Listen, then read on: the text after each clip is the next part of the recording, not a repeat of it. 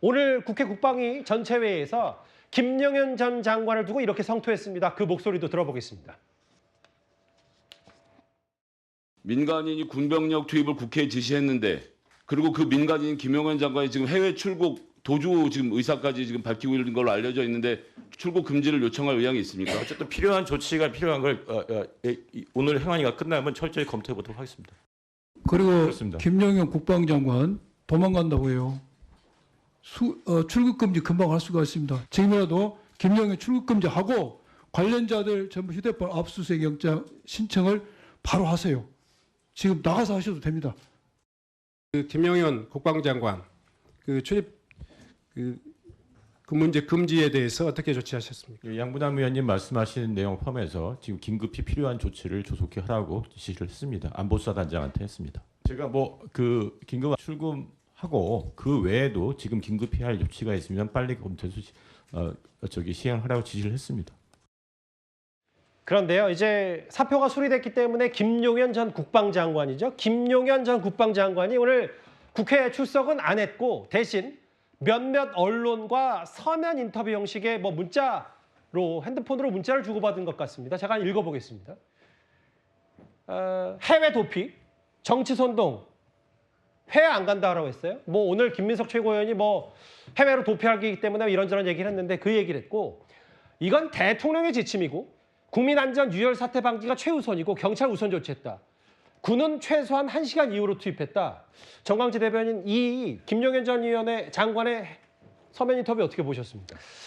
일단 대통령 지침을 얘기했는데 이 계엄령이라는 게 아까 말씀드린 것처럼 45년 만에 이루어진 일이고 국가 전반에 미치는 영향력이 지대할 수밖에 없기 때문에 비록 김용현 전 장관이 건의는 하더라도 최종 결정은, 그러니까 계엄에 대한 최종 뜻은 대통령이 내렸다고 보는 게 합리적인 추론이라고 생각할 수 있을 것 같습니다.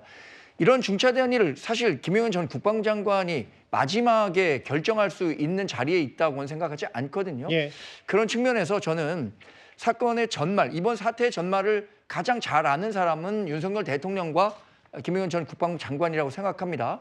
이번에 대통령이 이와 관련한 설명을 하지 않기로 했던 만큼 아까 김 대변인 얘기했던 것처럼 김용현 전 장관이 국민적 의구심을 해소할 의무가 있었다고 생각합니다. 비록 지금은 장관 자리에 있지는 않다고 하더라도 한때 국가의 복록을 받았고 국방부 장관으로서 계엄을 건의했던 어떤 절차적인 과정에서라도 그 마지막 책임 단계에 있었던 사람으로서 설명을 하는 자리를 가졌어야 하는 게 최소한의 양심, 의무였다고 생각합니다. 지금 저희가 오늘 국회 국방위 전체회에서 나왔던 여러 가지 얘기와 김용현 전 장관의 계엄 사태 후의 첫 번째 입장 얘기를 만나봤는데 지금도 국회 국방위 전체회가 진행 중이거든요. 그런데 계엄 사령관이 추가로 이런 말을 했습니다. 이거 조기현 부위원장과 저와 같이 볼게요. 저 내용이 이제 진짜 속보인데 박한수 계엄 사령관이 뭐라고 했냐면 김용현 전 장관이 본인에게 이렇게 얘기했다. 명령에 불응했을 경우 항명죄, 마치 이제 군법으로 다스리겠다 이런 표현으로 들리고요. 모든 군사활동은 본인 책임이다라고 말을 했다는 겁니다. 그리고 테이저건과 공포탄을 쓰겠다는 부대가 있었다. 국민 위해될 수 있어 금지를 지시했다. 그러니까 실탄, 무력을 써서라도 진압하겠다는 게 아이디어 차원에 있었지만 본인이 국민에게 해가 될 수 있어서 금지를 지시했다는 게 이제 전 계엄사령관의 말인데 제일 눈에 띄었던 얘기가 바로 아까 항명죄 얘기거든요. 다시 한번 부탁드릴게요. 어떻게 보셨습니까? 오늘 국회 나온 계엄사령관도 그렇고 국방부 차관도 그렇고 일단 책임 회피하기 위해서 하는 분위기가 역력합니다. 어찌됐든 계엄사령관으로서 이게 내란죄에 해당된다면 내란 가담자고 공모자이기 때문에 똑같이 처벌받게 되는 거거든요. 그거에 대비한 지금 답변을 하고 있다고 보여집니다. 물론 김용현 장관이 저런 취지의 얘기를 했을 가능성도 높고 실제 극비리에 준비되다 보니까 이 실행 초기 단계에서 소집된 군인들도 이것의 명령을 어떻게 관철할지에 대한 의견들이 여러 가지로 나왔을 가능성이 있기 때문에 굉장히 이제 강압적인 분위기에서 지시를 했다는 취지로 보여지는데 예. 박한수 계엄사령관 같은 경우에는 좀 오늘 답변하는 태도를 보면 전혀 이 부분에 대한 책임의식을 못 느끼는 것 같고 모든 책임을 김영환 장관에게 떠넘기는 것 같은데 예. 저런 태도가 지금 바람직하지 않아 보이고요. 김용현 전 장관 역시 마찬가지입니다. 지금 이 위헌적 위법적 비상계엄 사태의 총 책임자입니다. 물론 대통령의 의중이 가장 강했을 것이고 포고령의 내용을 보면 대통령의 뜻이 그대로 담겨 있다고 봅니다. 예. 법률적 검토도 안 된 것이 분명합니다. 이걸 예. 적어도 법률 검토를 했다면 포고령 1호에 국회 활동 제한이 위헌이라는 사실을 몰랐을 리 없습니다. 예. 그리고 전공의 문제까지 보면 이건 이 계엄이 적법하고 합헌이라는 생각을 고려할 필요도 없이 지금까지 대통령이 가져왔던 적대적인 세력을 척결하는 수단으로 이 계엄을 사용하고 그다음에 위헌적 위법적인 문제는 고려도 안 했다. 결국에 성공해서 그 위에 재편되는 정치 상해만 관심이 있었을 뿐이고 비상계엄을 헌법 수호적 차원에서 사용한다는 인식 자체가 없었다고 보여지고요. 예. 그래서 탄핵 사유를 면하기 어렵고 내란죄의 책임까지도 질 수밖에 없는 정황들이 오늘 국회에서도 계속 확인되고 있다고 봅니다. 근데 이제 뭐 제가 조기현 부위원장 말에 첨언을 하자면 오늘 국회 국방위에서 저희가 화면을 못 봤지만 전 국방부 부대변인 출신인 민주당 부상찬 의원이 뭐라 그랬냐면 개인적으로 참 박안수 계엄사령관을 존경하고 올곧은 군인이라고 생각하는데 참 안타깝다. 사실 그대로 다 말해달라라는 취지의 얘기를 했기 때문에 말씀하셨던 것처럼 박안수 계엄사령관이 이걸 다 떠넘긴다라고도 할 수 있고 아니면 정말 뭐 있는 그대로 모든 기획을 다 김용현 전 국방장관이 했기 때문에 보신 그대로 아니 뭐 군법으로 다스린다는데 본인이 어떤 손을 쓸 도리가 없었다. 이게 자체가 아예 팩트일 수도 있거든요. 그 부분도 잘 염두에서 봐야 될 것 같아요. 이주화 부위원장님, 네. 오늘 실제로 검찰인가요? 김용현 전 국방장관을 출국 금지 조치했습니다. 네. 당연한 조치고요. 지금 김용현 전 장관 같은 경우는 실질적으로 대통령이 사직서를 수리했으면 안 됩니다. 이분은 지금 계엄을 지금 건의했다라고 하고 있고 또 어쨌든 박안수 전 사령관의 말이 진실인지는 모르겠지만 포고령, 위헌 위법적인 포고령까지 작성하고 이걸 전부 주도하도록 하고 물론 최종 책임은 이거를 결재한 대통령이 지는 것이 맞지만 이분은 위헌적인 그런 직무집행뿐만 아니라 내란죄, 내란 수괴 또는 공모자로서의 어떤 엄중한 형사적 책임까지 져야 되는 사람인데 이분의 사표를 수리를 했다. 만약에 이분에 대해서 민주당이든 시민단체 고발이 없었더라면 자유롭게 외국으로 도피를 할 수도 있는 상황이고 지금 국방위 질의를 보더라도 전부 다 김용현 책임으로 몰아가고 있지 않습니까? 당사자들이. 만약에 이런 상황에서 저분이 출국까지 했다. 가장 핵심 당사자인데 대통령을 지금 사실은 내란죄가 성립이 된다면 형사상 소추가 되기 때문에 조사를 할 수도 있지만 현실적으로 그게 가능하다고 보이지는 않거든요. 이런 상황에서 저분이 가장 핵심적이고 가장 많은 것을 알고 있고 주도했다라고 지목되는 사람이 출국을 한다라는 것은 어찌 보면 범인 도피라고 할 수가 있는 것이죠. 이 사람에 대해서 대통령이 사표를 수리했다라는 것 역시 저는 직권 남용이 아닌가라는 그런 생각이 듭니다. 대통령이 문제 핵심 인물을 사표를 수리한 것도 직권 남용. 그렇죠. 이 말씀을 하셨는데. 국민들 보시기에는 얼마나 무책임해 보입니까? 지금 예. 하룻밤 사이에 한 45년 전에 있었던 더구나 우리 국민들 같은 경우는 트라우마가 두 가지가 있지 알겠습니다. 않습니까? 예. 전쟁에 대한 트라우마, 예. 그다음에 군사 독재에 대한 트라우마. 군사 독재 시절 가장 많이 불편을 겪었던 게 계엄령인데 예. 그 계엄령을 지금 현대 민주주의가 확립된 이 현대로까지 끌고 온 그런 장본인인데 저런 사람에 대해서 지금 사표를 수리를 했다? 정말 의문이 많죠. 예. 잠시만요. 그런데 제가 아까 지나갔던 화면을 다시 볼 수밖에 없는 게 지금 국방위 전체 회의에서 계엄사령관이 이제 조금씩 더 오전과는 달리 좀 더 많은 얘기를 하는 것 같아요. 그날의 전말을. 여기 물음표가 쳐져 있었는데 김기웅 부대변인님. 실제로 박안수 계엄사령관 얘기는 계엄 상황 중에 윤 대통령이 벙커를 방문했다. 저 벙커는 제가 한번 제작진한테 좀 확인을 부탁할 게 합참 벙커인가요? 용산 벙커인가요? 그러니까 용산 벙커가 아니라 합창 벙커에 같은 용산에 있는 합창 벙커를 대통령이 직접 방문했었던 거네요? 네. 아무래도 대통령 입장에서는 개헌을 선포하지 않았습니까? 그렇다면 계엄사령관 이해로 그리고 이하로 진행이 되고 있을 텐데 그 상황에 대해서 보고를 받고 싶은 마음이 있었겠죠. 그리고 뭐 불상사가 있는지 그렇다면 어떻게 개입해야 되는지 그런 부분에 대한 어떤 판단이 필요했다고 보고요.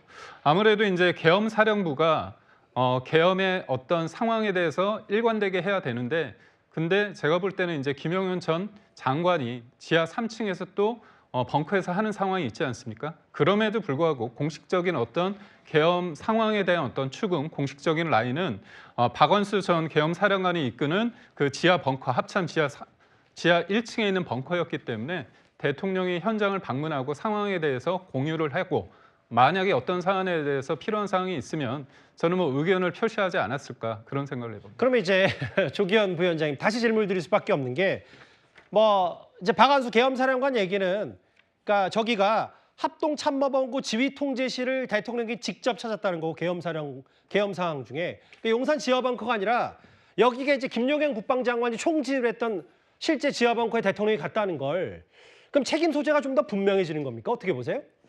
그렇죠. 뭐 계속 반복해서 말씀드리면 이번 비상계엄은 실제 실행은 김용현 전 장관이 주도했지만 모든 것이 윤석열 대통령의 뜻대로 이루어졌다. 비상계엄을 선포하고 실행하는 계획도 그리고 실제 12월 3일에 선포한 것도 그에 따라서 국회에 계엄군을 투입하고 국회를 장악하려고 했던 목적도 모두 대통령의 뜻에 따라 김용현 장관이 지휘를 한 것이고 그에 따라서 계엄사령부가 움직였다고 보여지고요. 그렇기 때문에 당연히 실제 이 비상계엄 작전이 수행되는 상황을 대통령께서 직접 챙긴 거 아니겠습니까? 김용현 장관이 주도를 했지만 이 상황을 실제 성공하는지 여부가 적어도 윤석열 대통령으로서 자기의 정치적 생명이 걸린 문제이기 때문에 직접 상황을 관리도 했던 것으로 보입니다.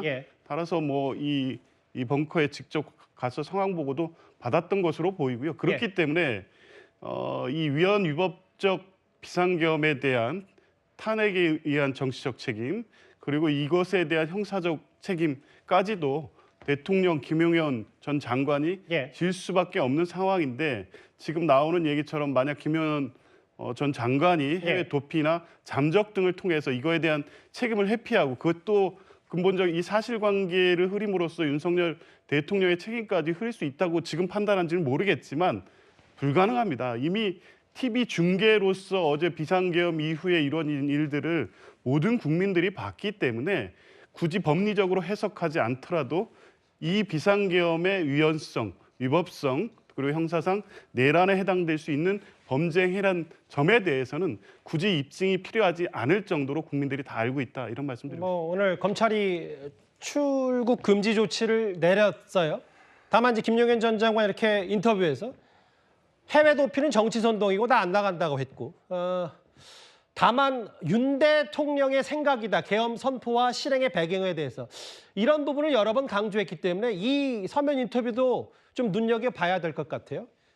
대통령이 직접 지금 알려진 사실인데 합동참모본부, 합참의 지휘통제실, 벙커까지 방문할 정도로 이 계엄에 대한 의지를 드러냈고 김용현 전 국방장관도 의지를 드러냈습니다만 사실 계엄만으로만 따지면 이 국회 장악에는 완전히 실패한 겁니다.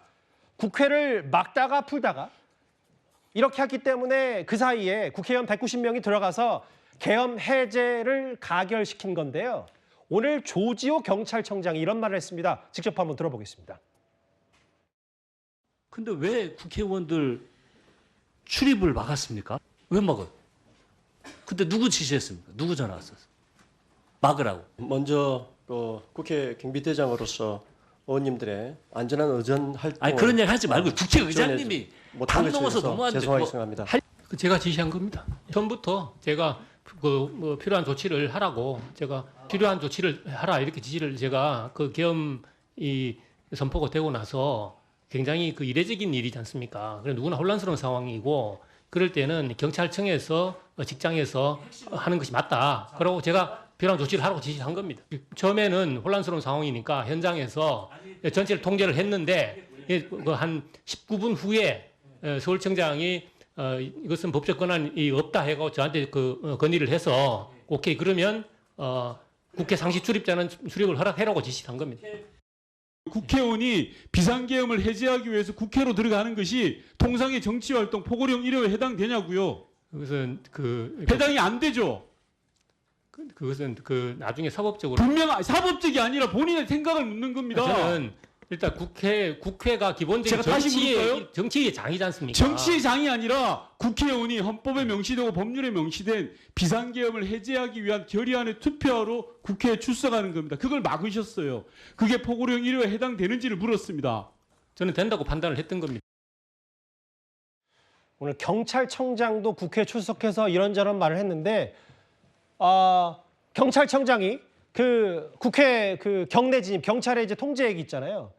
국회 주요 시설 경비 강화하라. 서울 경찰청장 신원 확인 거쳐서 국회 출입 허용하라. 뭐 사실 군 병력 말고도 경찰로 봤을 때 뭔가 경찰 내부에서도 오락가락 지위가 엇갈리는 사이에 국회의원 출입을 허용한 한 30분 정도에 190명이 본회의장까지 진입해서 결과적으로는 이 계엄 해제 계엄 해제 안에 대해서 이제 가결을 시킨 거잖아요. 그런데 조지우 경찰청장의 오늘 목소리 또 있습니다. 이어서 한번 들어보겠습니다. 국회 전체를 통제해 달라는 요청이 있었고요. 예, 그래서 제가 처음에는 법적인 근거가 없어서 못한다 거부를 했습니다. 그래서 보고령 내용을 확인해 달라. 조청장 그래서 제가 보고령을 알겠습니다. 확인하고 조청장 이야기했던 겁니다. 자기가 병력 투입을 지시한 적 없는 계엄 사령관으로부터 직접 전화 통화했습니까? 그렇습니다. 예. 김기웅 부대변인 아까 얘기했던 것 중에 모르겠어요. 이제 이걸 잘했다고 해야 될지 못했다고 해야 될지 저도 잘 모르겠어요. 이게. 네. 그러니까 군은 군병력대로 그렇고 경찰도 뭔가 이 지휘가 오락가락하는 사이에 그 동안에 이제 월담을 했던 모든 이제 국회의원들, 국회의장 포함해서 들어갔던 거고 또 다음 화면을 보겠습니다. 여기 보니까 박안수 전 계엄사령관 얘기는 경찰청장과 3번 통화했고 포고령 내려간 내용을 이거를 또 박안수 전 계엄사령관이 김용현 장관 휴대전화로 경찰청장에게 전화를 했다는 거예요. 이게 사실 경찰청장 입장에서는 지시를 내렸겠죠. 근데 본인도 뭔가 근거가 필요하고 현장에서 국회의원들이나 국회의원 보좌진들이 굉장한 강한 항의를 하지 않겠습니까? 그렇다면 자기도 이거에 대한 어떤 근거가 뭐냐 계속 얘기했을 테니까 그 근거에 대해서 당시 계엄사령관한테 물어봤을 수 있다고 봅니다. 그러다 보니까 계엄사령관이 3차례에 걸쳐서 전화를 해서 조지호 청장에게 얘기를 했고 청장을 얘기하는데 그 상황이 저희가 이제 TV를 통해서 화면을 통해서 봤지만 어떤 분은 들어가고 어떤 분은 들어가지 못하는 상황. 특히 이준석 의원 같은 경우는 많은 분들 앞에서 화면에 잡혔죠. 너희가 이제 처벌을 받을 것이다. 그렇게 어떻게 보면 호통을 치는 상황까지 연출이 됐는데요. 이 부분에 있어서 저 앵커께서 말씀하신 것처럼 웃어야 될지 좀 말아야 될지 그런 생각이 들기도 하는데 예. 그만큼 계엄이라는 그 부분에 대해서 굉장히 치밀하게 준비하지 않았다는 걸 역설적으로 보여주는 대목이라고 생각하고요. 예. 저는 아까 김용현 전 의원이 그 언론 인터뷰에서 얘기했던 부분에 있어서 뭔가 문제가 없게끔 하기 위해서 경찰 이후에 군을 1시간 뒤에 출동시켰다 그런 얘기를 하지 않았습니까? 그리고 이거 대통령이 한동훈 대표를 어젯밤에 만나서 예. 저는 그 표현이 국민들로 하여금 좋은 반응을 보이지는 않겠다고 하는데 야당에 대한 경고로서 좀 했다. 실질적으로 어떤 유혈 사태를 만들기 위해 그런 게 아니라 일종의 지금 야당이 하는 부분에 대해서 뭔가 경고를 하기 위해서 했다. 일종의 우리가 전통적으로 생각하는 계엄은 아니다. 그런 식으로 얘기했다는 측면에서 볼 때 이 부분이 역설적으로 그런 대통령의 어떤 설명과 일맥상통하고 있다는데 저는 눈길이 간다고 해야 될까요? 네. 그러니까 이제 글쎄요. 계엄사령관 오늘 국방위 전체회의에서 했던 얘기와 지금 보면 경찰청장도 국회 통제해달라는 요청이 있어서 계엄사령관과 통화를 했고 그런데 좀 눈에 띄었던 건 계엄사령관이 경찰청장과 주고받은 그 내용은 김용현 전 장관의 휴대전화였다. 글쎄요. 앞으로 이 부분도에 좀 파장이 있을 것 같아서 계엄사령관이 그러니까 김용현 전 국방장관 지시로 경찰청장에게 그 11시에 포고령도 전파했다는 이 얘기인데 알겠습니다. 조금씩 김용현 전 국방장관과 관련된 박안수 전 계엄사령관의 내용이 오늘 국회에서 지금 조금씩 얘기가 나오기 때문에 그 내용도 이어지는 주제와 함께 속보로 바로바로 만나봐야 될 것 같습니다. 일단 이 소식은 중간적으로 잠깐 여기서 정리하고요.